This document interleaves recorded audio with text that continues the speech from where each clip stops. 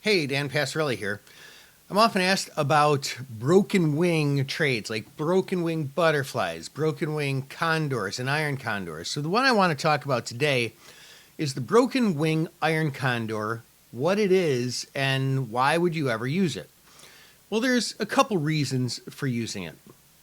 The first one is by necessity, which honestly is probably the most common way that I would use it. So let's say we're looking at this stock here in CLS and we want to trade in iron condor.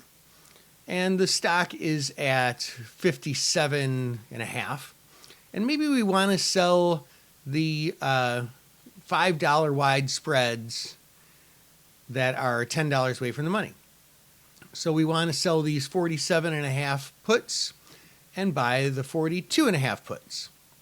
And then on the other side of that, we want to sell the 67 and a half calls and buy the, there is no 72 and a half calls. I can't do that. Well, if I can't do that, what do I do? Well, I can do a broken wing. I'm going to have to choose from the strikes that are available. I'm going to have to either sell the 70 calls or the 75 calls.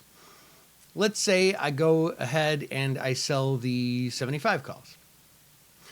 Well, if we look at the risk parameter of this, and we're going to have to make a little space here on the chart, we get something that looks a little bit like this. In fact, something that looks exactly like this. We see that if the stock ends up going up, there's a great deal more risk to the upside and less risk to the downside.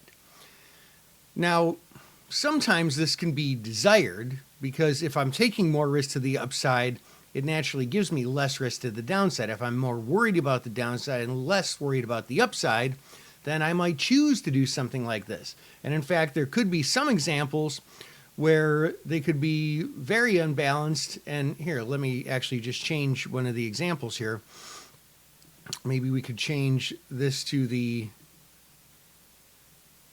$2 and a half wide put side, $7.50 wide call side.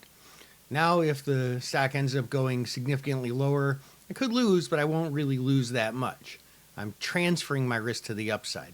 Now, me personally, there are some times when I would choose to intentionally make that transfer, but a lot of the time they just do come from that necessity of not having the right strikes to trade.